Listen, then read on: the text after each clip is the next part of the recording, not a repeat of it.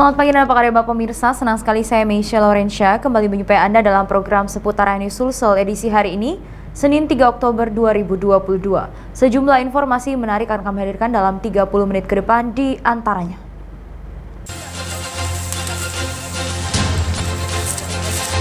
Kelompok separatis kriminal bersenjata di Papua kembali beraksi.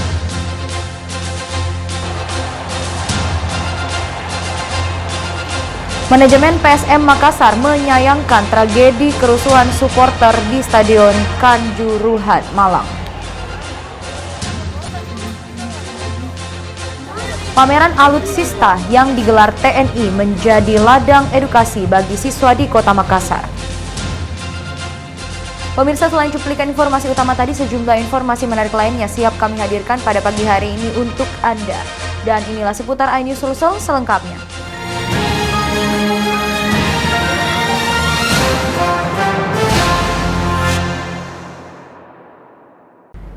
Pemirsa, kita ke informasi pertama. 2 warga menjadi korban dalam pembantaian KKB di Papua. Korban merupakan pekerja proyek Jalan Trans Bintuni yang merupakan warga kecamatan Patampanua, Kabupaten Pindrang. Kini para kerabat korban mulai berdatangan ke rumah duka. Inilah rekaman video amatir saat rombongan pekerja proyek Jalan Trans Papua diserang oleh kelompok kriminal bersenjata. 4 pekerja proyek diduga tewas akibat dibantai dengan senjata tajam dan senjata api. Sementara sejumlah pekerja lainnya berhasil menyelamatkan diri. Selain itu, KKB juga merusak 2 kendaraan truk dan alat berat eskavator. Diketahui lokasi kejadian berada di perbatasan Teluk Bintuni, Kabupaten Maibrat, Papua Barat.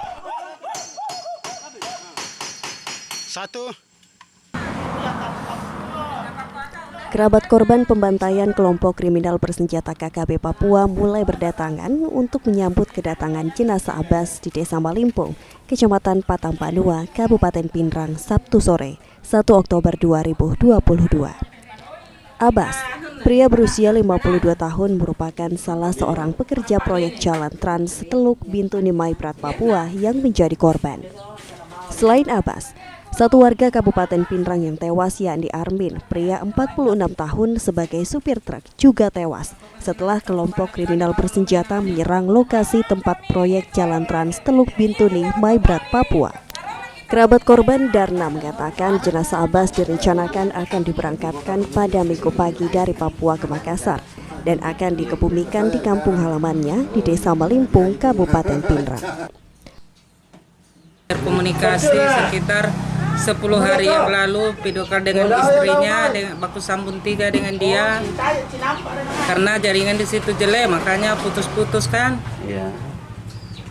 Nah, terus kapan kita tahu kejadiannya? Kejadiannya kita tahu sekitar malam kemarin 12:30 ada berita dari telepon dari keluarga dari sana, bilang ada kerusuhan di tempatnya Abbas kerja.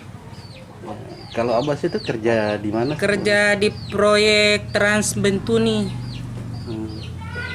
Dia memang pimpin di sana Bu atau? Dia di sana sebagai bosnya. Informasinya dia sempat Bu ya, lindungi anak buahnya katanya. Anak buahnya ada 14 orang yang masuk. Ada sepupunya 1 bernama Kumis alias Risang. Ada dia bawa itu Culang, orang di sini juga Culang. Berapa orang Bu orang Pindrang yang? Orang Pindrang 4 dengan Abbas. Yang meninggal? Yang meninggal Abbas dengan siapa namanya tadi itu? Arming. Iya, yang meninggal orang Bonne. Diketahui ada sebanyak 14 pekerja proyek Jalan Trans Bintuni Maibrat. 4 orang diantaranya meninggal dunia. Sementara 1 korban lainnya yang merupakan seorang wanita belum ditemukan. Dari Kabupaten Pindrang, Erwin Eka Pratama, iNews melaporkan. Pemirsa, 3 jenazah korban pembunuhan kelompok kriminal bersenjata asal Sulawesi Selatan tiba di Terminal Kargo Bandara Internasional Sultan Hasanuddin Makassar. Kedatangan ketiga jenazah ini diwarnai tangis haru sejumlah keluarga saat peti jenazah dimasukkan ke dalam ambulans.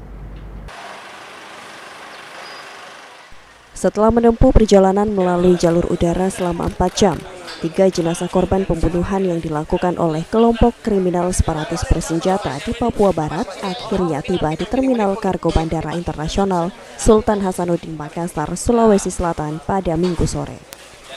Ketiga jenazah ini diketahui bernama Abbas berusia 40 tahun, Sudarmin 50 tahun, dan Armin berusia 45 tahun. Mereka merupakan pekerja proyek di Teluk Bintu di Papua Barat yang menjadi korban tewas setelah dibacok kemudian dibakar oleh KKB saat sedang bekerja di lokasi proyek tersebut. Tangis haru mewarnai sejumlah kerabat dan keluarga yang tak terbendung saat ketiga peti jenazah diturunkan dari pesawat Lion Air dengan nomor penerbangan JT3941, kemudian dikeluarkan dari terminal kargo dan dimasukkan ke dalam ambulans untuk selanjutnya diberangkatkan melalui jalur darat ke kampung halaman masing-masing di Kabupaten Pindrang, Kota Makassar untuk dikebumikan. Atas nama siapa yang keluarganya kita? Abbas. Abbas dengan Abbas sama satu penamanya. Kalau yang dia saudara atau gimana? sepupu satu kali. Sepupu satu kali ya, Bu. Jadi rencananya langsung dimakamkan nanti ya? Insya Allah dan ke rumah duka baru dimakamkan. Bang korban sendiri apakah sudah berkeluarga, Bu? Sudah. Ada anak juga? Iya, 5. Iya. Pak Abbas itu? Iya, Abbas. Kalau yang satunya ya, Bu? Sudah juga keluarga. Iya. Jadi lokasi kejadian itu adalah di proyek kami tahun ini. Kebetulan saya juga keluarga dengan 2 korban yang di Pindrang ini. Jadi padahal mereka itu sudah tahun ketiga di lokasi itu. Jadi apa yang dituduhkan oleh KKB itu adalah statement yang tidak benar. Karena dia mengaku bahwa mereka adalah mata-mata dari TNI Polri. Padahal mereka adalah warga sipil yang sudah bekerja 3 tahun di lokasi tersebut.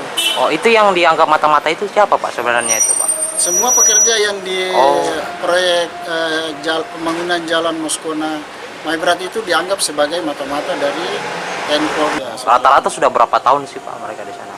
Jadi kalau Pak Abbas ini malah mungkin sudah lebih 20-30 tahun lah tinggal di Papua. Diketahui, kelompok kriminal separatis bersenjata atau KKB kembali melakukan penyerangan secara membabi buta terhadap warga sipil di Teluk Bintu di Papua Barat beberapa waktu lalu. Akibat insiden penyerangan tersebut, beberapa pekerja proyek tewas setelah dibacok dan dibakar. Dari Makassar, Wahyu Ruslan, iNews melaporkan.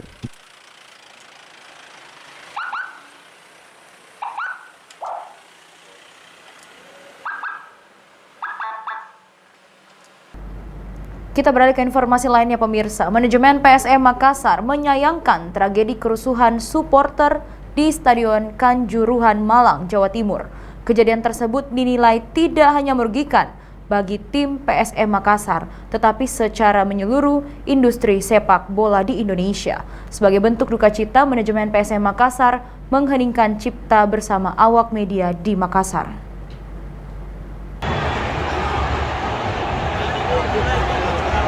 Tragedi kerusuhan supporter pasca laga Arema FC kontra Persebaya Surabaya di Stadion Kanjuruhan, Kabupaten Malang, Jawa Timur menjadi catatan kelam sepak bola Indonesia dan sepak bola tingkat dunia. Sebanyak 130 supporter dilaporkan meninggal dunia pasca tragedi Kanjuruhan tersebut. Kejadian tersebut langsung berdampak bagi kemajuan sepak bola tanah air. Terbaru, Presiden Joko Widodo meminta kompetisi Liga 1 dihentikan sementara. Hal itu sejalan dengan operator kompetisi PT LIP yang langsung memberikan instruksi kepada semua klub terkait penghentian sementara kompetisi Liga 1 Indonesia. Salah satu klub sepak bola tanah air PSM Makassar turut berduka cita atas tragedi yang terjadi di Kanjuruhan, Kabupaten Malang, Jawa Timur tersebut. Mengawali pertemuan bersama awak media di Makassar, manajemen PSM Makassar mengheningkan cipta bersama sebagai bentuk doa kepada supporter yang meninggal dunia. Melalui Direktur Utama, Sadikin Aksa mengatakan tragedi tersebut tidak hanya merugikan PSM Makassar, tetapi secara menyeluruh kepada industri sepak bola Indonesia yang mulai berkembang, namun kembali dilanda insiden memalukan. Manajemen PSM Makassar menegaskan, apapun keputusan yang diputuskan pemerintah Indonesia bersama Kemenpora, PSSI, operator kompetisi PT LIP dan FIFA, PSM Makassar menyatakan siap mengikuti aturan tersebut. Memang sangat disayangkanlah kejadian kemarin itu bisa berdampaknya besar. Bukan cuma berdampak kepada PSM, berdampak kepada industri sepak bola Indonesia. Yang selama ini industri sepak bola ini lagi maju-majunya. Malah banyak yang mengatakan ini jauh lebih bagus daripada zaman kejayaan kita waktu 2019. Jadi mungkin karena ini ya 2 tahun orang pandemi baru lagi berhadapan dengan entertainment sepak bola. Tapi kejadian kemarin sangat kita sayangkan, dan kalau saya apapun kejadiannya selalu ada hikmahnya. Mudah-mudahan ini hikmah untuk memperbaiki sepak bola Indonesia ke depan. Skuad PSM Makassar sendiri saat ini telah berada di Banjarmasin, Kalimantan Tengah untuk bersiap bertanding melawan tuan rumah Barito Putra dalam laga tunda pada Senin 3 Oktober 2022 besok. Namun adanya tragedi Kanjuruhan dan instruksi penghentian sementara kompetisi membuat skuad Juku Eja berpotensi kembali ke Makassar, Sulawesi Selatan. Dari Makassar, Leo Muhammad Nur iNews melaporkan. Hujan es, banyak es batu jatuh, hujan es. Hujan es. Banyak butiran-butiran es jatuh. Seperti inilah detik-detik video amatir warga yang merekam hujan deras dan angin kencang, disertai dengan turunnya butiran es yang terjadi di sejumlah wilayah di Kelurahan Pacarakan, Kecamatan Biringkanaya, Makassar pada Sabtu sore. Bahkan, warga juga sempat merekam atap masjid yang ditinggali oleh sejumlah anak hafiz Quran ini terbang saat adanya angin kencang. Akibat fenomena hujan es dan angin kencang yang berlangsung selama 30 menit ini, sontak membuat warga sekitar panik dan takut keluar dari rumah. Selain itu, 10 rumah warga dan 1 masjid yang tersebar di Kelurahan Pacarakang, Kecamatan Biringkanaya, Makassar mengalami rusak parah dan ringan di bagian atap akibat terbang diterjang angin kencang. Bahkan 1 unit mobil milik warga yang terparkir di depan rumah rusak di bagian kaca usai pecah terkena atap dan balok masjid. Sementara itu, menurut warga di Kelurahan Pacarakang ini mengaku fenomena hujan deras disertai butiran biji es dan angin kencang ini baru pertama kali terjadi di daerah tersebut. Saat itu Bapak bikin apa di sini? Lagi tidur. Terus? Terbangun. Kencang angin. Ya, terus? Itu ada yang es batu, hujan es batu. Oh, hujan es batu ya, Pak. Oh. Tapi memang kalau dari seng sendiri gimana, Pak? Bunyinya keras. Oh, keras ya, Pak. Oh. Itu sempat hujan es, sempat kita foto dan videokan, dan sebagian ada yang saksi-saksi juga untuk saat hujan es. Itu gimana, Pak? Kondisinya waktu pada saat hujan es itu seperti apa? Saat hujan kencang dan sekaligus hujan es juga itu saat jam 14:15. Angin kencang disertai hujan ya? Iya, sekalian juga hujan es. Beruntung musibah bencana alam ini tidak ada korban jiwa maupun luka-luka. Hingga saat ini Ketua RW dan RT masih terus melakukan pendataan kerusakan rumah warga akibat diterjang angin kencang. Dari Makassar, Wahyu Ruslan iNews melaporkan.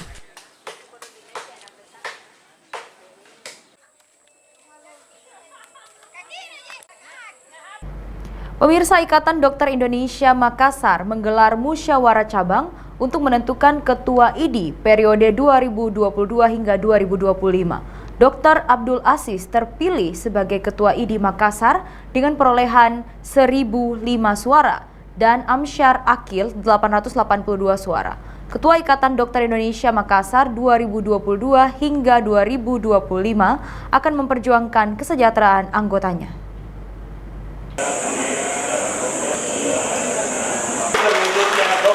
Musyawarah Cabang Ikatan Dokter Indonesia Makassar digelar pada Sabtu 1 Oktober 2022 di Auditorium Profesor Ahmad Amiruddin Unhas.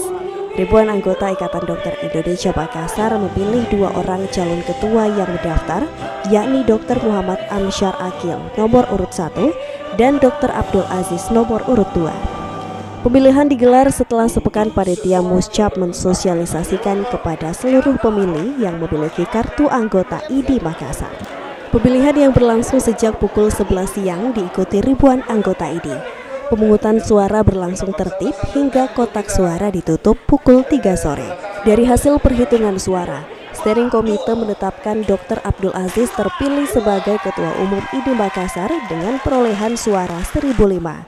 Sementara Dr. Amsyar Akil 882 suara. Total suara yang mengikuti musyawarah cabang mencapai 1.887 pemilih. Musyawarah ID Cabang Makassar menjadi ajang silaturahmi sesama rekan sejawat, sehingga siapapun yang terpilih tetap dalam bingkai kesejawatan melanjutkan program yang sudah berjalan. Musyawarah ini dihadiri oleh Ketua Umum PBID Dr. Adib Humaidi.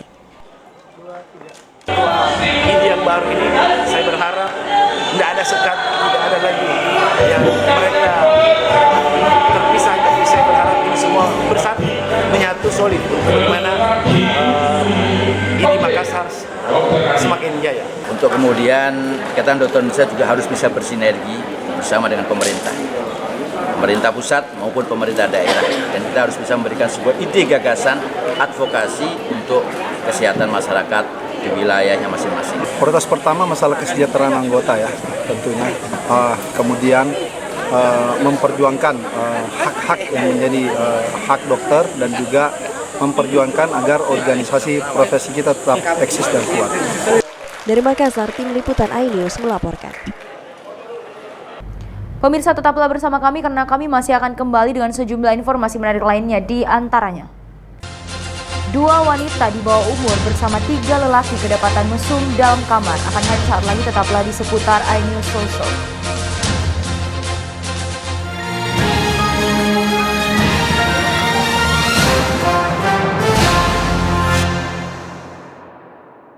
Mari kita semua saling menyayangi dan saling berbagi, dan bersama untuk hadapi bencana, kelak sambut pagi dan cerah mentari.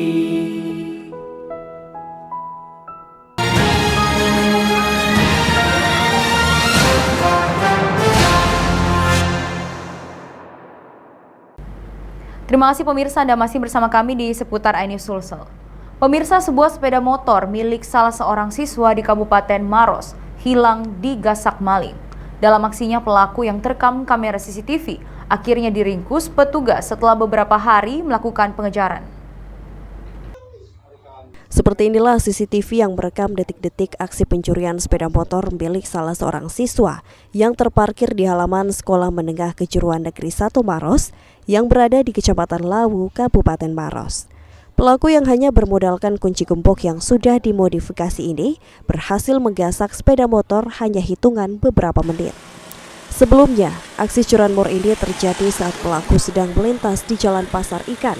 Melihat suasana sekolah SMK Negeri 1 Maros sedang sepi, ia pun melancarkan aksinya dengan mengincar sepeda motor metik berwarna putih. Hebatnya, pelaku hanya menggunakan kunci gembok bekas bukan kunci T untuk menyalakan motor yang sedang dalam keadaan terkunci ganda. Tidak butuh waktu lama, hanya waktu 1 menit, pelaku berhasil membawa kabur sepeda motor korban. Bahkan guna mengelabui pelacakan oleh petugas, pelaku membuang plat nomor polisi ke sungai dan menggantinya dengan plat putih, serta sejumlah spare part motor korban juga ikut diganti. Di hadapan polisi, pelaku mengaku nekat melakukan aksinya karena ingin memiliki motor sendiri.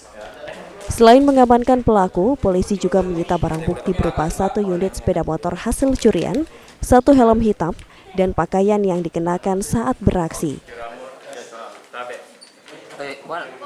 Pertama dia observasi, dia melihat dulu mana motor yang yang gampang untuk ini. Kemudian dia membawa kunci gembok, bukan lagi kunci T yang dia bawa, kunci gembok. Kemudian dia coba-coba, ternyata bisa bunyi. Iya, bawa lari. Belum bawa lari langsung kemana, akan tetapi dia titip di rumah temannya yang namanya Iwe. Di situ dia buka, kemudian ganti plat nomor, kemudian dia rubah itu sepeda motor supaya tidak cepat dikenali. Motor siswa, iya motornya anak untuk sekolahan. Ini dipakai, kemudian kalau ada yang mau beli dijual. Hingga saat ini, pelaku diamankan di Mapolres Maros dan dijerat pasal 363 ayat 1 KUHP dengan ancaman 7 tahun penjara. Dari Kabupaten Maros, Wahyu Ruslan, iNews melaporkan.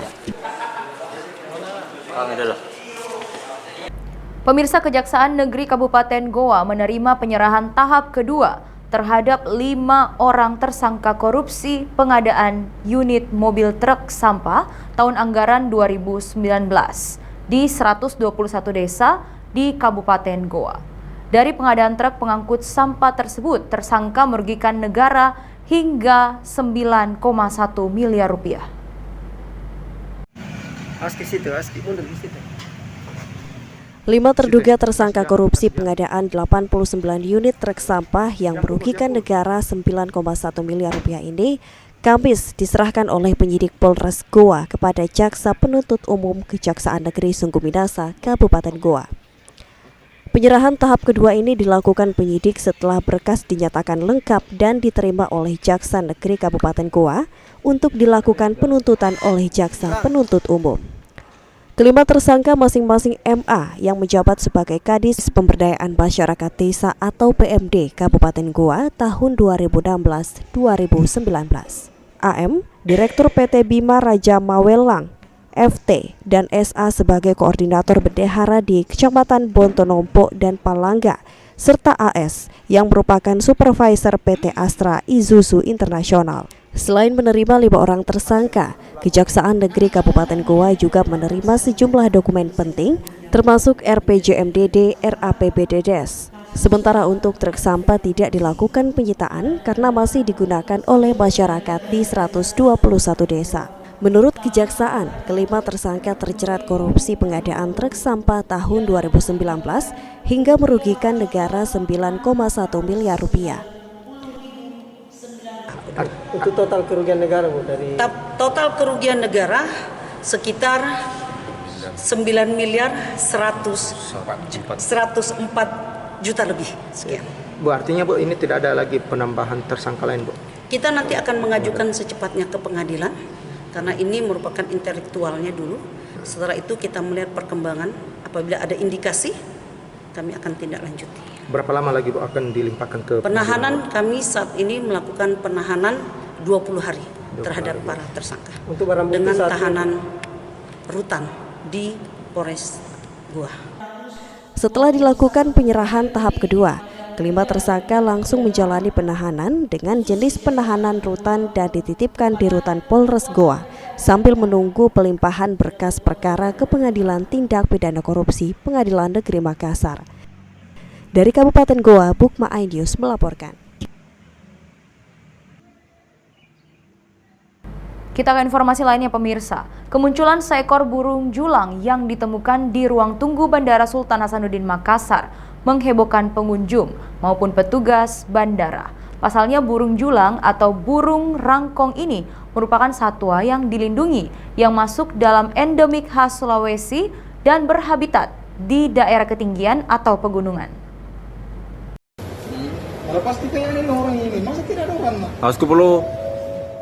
Dari rekaman video amatir warga yang viral di media sosial, terlihat sejumlah pengunjung dihebohkan dengan kemunculan seekor burung julang atau burung rangkong yang mendadak muncul di area ruangan tunggu Bandara Sultan Hasanuddin Makassar.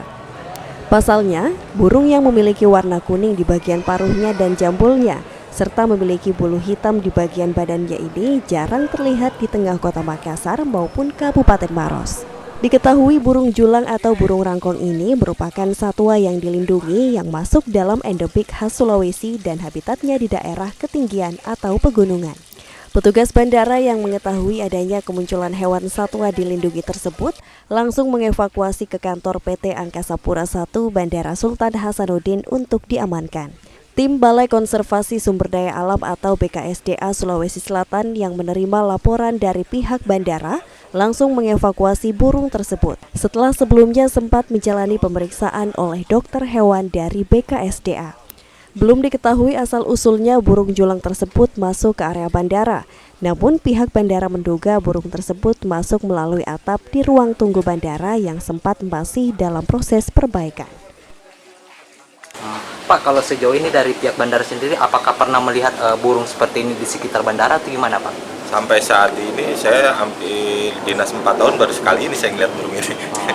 Pak, apakah ada dugaan penyelundupan atau gimana, Pak? Atau gimana? Saya rasa tidak, karena burung ini cukup besar ya. Kalau dia harus diselundupkan melalui bandara yang harus melewati security checkpoint 1 dan 2, ini kemungkinannya kecil, pasti akan tertangkap di X-ray kita. Julang Sulawesi, yang memang endemik Sulawesi. Jadi untuk diketahui bahwa kita di Indonesia ini punya 12 jenis julang ya, tapi di Sulawesi itu ada 2 yang endemik. Artinya ya memang secara spesifik habitatnya di sini di Sulawesi. Ya bisa jadi ini kan mungkin ada disorientasi ya dari burung ini. Seperti juga kita ada satu ketika kita blank ya, tidak tahu kita sedang di mana ya. Ini bisa saja terjadi seperti itu. Usai berhasil dimasukkan ke dalam kandang, burung julang tersebut kemudian dibawa ke kantor BKSDA Sulsel untuk dikarantina selama beberapa hari, sembari menunggu kondisi burung tersebut kembali pulih sebelum dilepaskan ke alam liar. Dari Kabupaten Maros, Wahyu Ruslan, iNews melaporkan. Pemirsa, 2 wanita di bawah umur bersama 3 lelaki kedapatan mesum dalam kamar. Petugas mendapati barang diduga narkoba di dalam kamar bersama seorang wanita dan 2 lelaki. Ketiganya diduga baru saja usai pesta narkoba. Dinas Sosial bersama Satpol PP dan pihak kepolisian langsung mendatangi sejumlah hotel kelas melati yang berada di kawasan Panakukang, Kota Makassar. Satu persatu kamar yang diperiksa petugas ditemukan seorang gadis di bawah umur asal luar Kota Makassar yang tengah menunggu pasangannya. Petugas juga kembali mendapati 3 orang dalam kamar, 1 perempuan dan 2 lelaki hidung belang. Wanita itu juga masih di bawah umur. Petugas gabungan juga menangkap 3 orang penghuni kamar yang diduga usai pesta sabu. Hal itu dikuatkan dengan temuan sejumlah alat hisap sabu dan pil yang diduga ekstasi. Mirisnya wanita itu membawa anaknya yang masih balita. Dari 3 hotel kelas melati yang berada di kawasan Kecamatan Panakukang, sebanyak 9 orang terjaring. Diduga kuat 2 gadis yang masih di bawah umur masuk ke dalam praktek penyedia jasa layanan seks daring. Yang terjaring lalu dibawa ke kantor Dinas Sosial Kota Makassar guna dilakukan asesmen. Kedua bocah tadi itu apakah sudah sering terjaring razia atau baru pertama kali wajahnya terjaring oleh petugas? Baru pertama kali yang bocah berumur di bawah umur itu baru pertama kali. Mungkin setelah asesmen lebih lanjut, kalau memang dia terbukti, kami juga akan serahkan. Pengakuan tadi di depan petugas alasannya bisa berada dalam kamar, kenapa? Pengakuan awal dia ditinggal sama keluarganya. Razia WTS ini akan terus dilakukan Dinas Sosial Kota Makassar guna mempersempit akses penyedia jasa daring yang melibatkan anak di bawah umur. Setelah dilakukan asesmen, yang terjaring tadi orang tuanya akan dipanggil untuk membuat surat pernyataan. Sementara jika terbukti penyedia jasa seks daring akan dibina di tempat khusus Dinsos Kota Makassar. Dari Kota Makassar, Muhammad Durbone, iNews melaporkan. Pemirsa, pameran alutsista yang digelar TNI menjadi ladang edukasi bagi siswa di Kota Makassar. Puluhan siswa dari berbagai sekolah antusias hadir melihat langsung pameran yang digelar dalam rangka HUT 77 tahun Tentara Nasional Indonesia.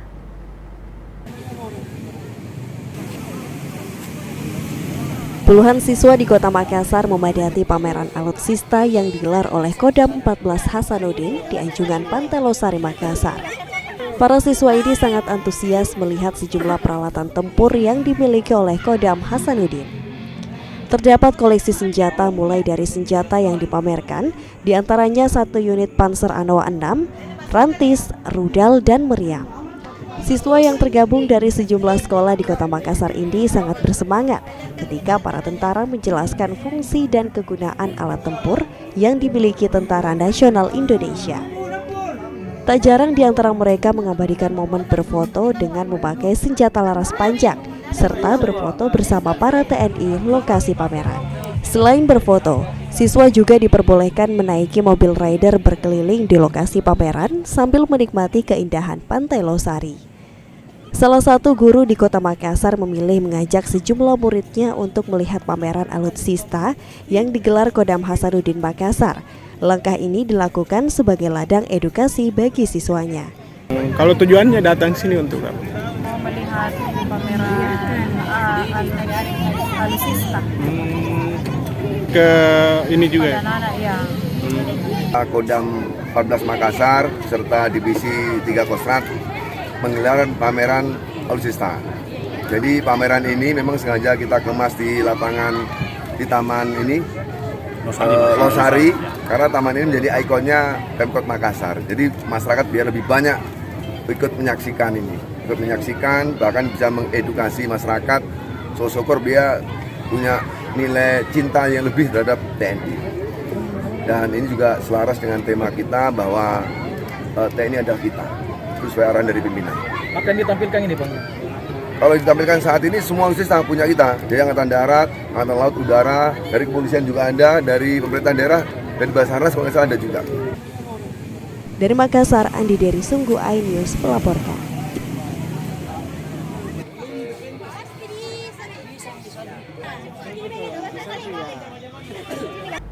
Pemirsa, informasi tadi sekaligus menutup perjumpaan kita dalam program seputar iNews Sulsel edisi hari ini. Selamat menyaksikan program RCTI selanjutnya. Saya Meisha Laurencia dan segenap kru yang bertugas undur diri. Tetap semangat dan salam aktif. Tetap salam.